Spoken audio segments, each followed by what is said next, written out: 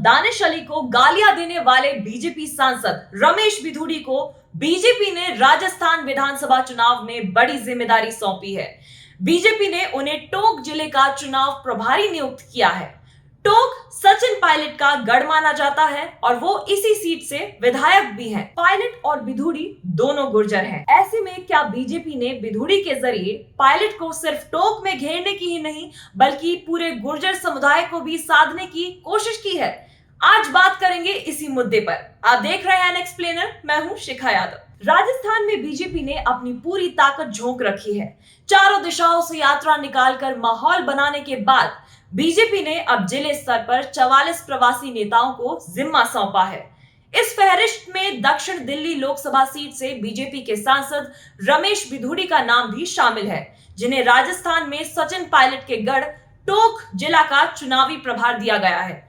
बिधूड़ी चुनाव तक टोंक में कैंप करके पार्टी के पक्ष में माहौल बनाने का काम करेंगे। टोंक जिले में 4 विधानसभा सीटें आती हैं, जिनमें से टोंक सीट से सचिन पायलट विधायक हैं। माना जा रहा है कि कांग्रेस सचिन पायलट को इस बार फिर से टोंक सीट से ही चुनाव मैदान में उतार सकती है। टोंक जिले में गुर्जर समुदाय के लोग बड़ी संख्या में हैं और पिछले विधानसभा चुनाव में पायलट के चलते गुर्जरों की पहली पसंद कांग्रेस सिर्फ टोंक ही नहीं बल्कि राजस्थान में भी बनी थी। हाल ये रहा कि बीजेपी से एक भी गुर्जर उम्मीदवार विधायक का चुनाव जीत नहीं सका था, जबकि कांग्रेस से 7 विधायक चुने गए थे। दरअसल 2018 के विधानसभा चुनाव में कांग्रेस के प्रदेश अध्यक्ष होने के नाते सचिन पायलट सीएम पद के प्रबल दावेदार माने जा रहे थे।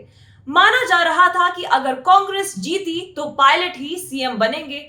ऐसे में गुर्जर समुदाय ने एक तरफा कांग्रेस के पक्ष में वोट किया था। बीजेपी को गुर्जर बाहुल्य वाली सीटों पर बड़ा झटका लगा था। हालांकि कांग्रेस नेतृत्व ने अशोक गहलोत को सीएम और पायलट को डिप्टी सीएम बना दिया। हालांकि इसके बाद से गहलोत और पायलट के बीच सियासी टकराव जारी रहा। सचिन पायलट को मुख्यमंत्री पद न मिलने से बीजेपी को ये लग रहा है कि गुर्जर समुदाय की कांग्रेस से नाराजगी का फायदा उसे मिल सकता है। ऐसे में नाराज माने जा रहे गुर्जरों को लुभाने के लिए बीजेपी ने अपने गुर्जर नेता रमेश बिधूड़ी को टोंक जिले का प्रभारी बनाकर बड़ी जिम्मेदारी सौंपी है। पार्टी की ओर से जिम्मा मिलते ही रमेश बिधूड़ी फौरन एक्टिव भी हो गए हैं। रमेश बिधूड़ी बुधवार को जयपुर में प्रदेश बीजेपी कार्यालय में प्रदेश अध्यक्ष सीपी जोशी और टोंक सवाई माधोपुर के सांसद सुखबीर सिंह जौनपुरिया के अलावा चुनाव अभियान और टोंक की समन्वय समिति में शामिल अन्य नेताओं के साथ बैठक करते भी नजर आए। सचिन पायलट राजस्थान में गुर्जर समुदाय के बड़े नेता माने जाते हैं। राज्य में 5% गुर्जर समुदाय 30 से 35 सीटों पर सियासी प्रभाव रखते हैं, जो किसी भी दल का खेल बनाने और बिगाड़ने की स्थिति में है। राजस्थान में भरतपुर, धौलपुर, करौली, सवाई माधोपुर, जयपुर, टोंक, दौसा, कोटा, भीलवाड़ा, बूंदी, अजमेर और झुंझुनू जिलों को गुर्जर बहुल क्षेत्र माना जाता है। माना जाता है कि राजस्थान में गुर्जर जाति का वोट बैंक बीजेपी के प्रभाव में रहता था, लेकिन कांग्रेस सचिन पायलट के जरिए उन्हें पिछले चुनाव में अपनी तरफ मोड़ने में काफी हद तक सफल रही है। बता दें कि राजस्थान के 2018 के विधानसभा चुनाव में गुर्जर समुदाय से 8 विधायक जीतने में सफल रहे थे। कांग्रेस ने गुर्जर समुदाय से 12 उम्मीदवार उतारे थे, जिनमें से 7 विधायक बनने में सफल रहे।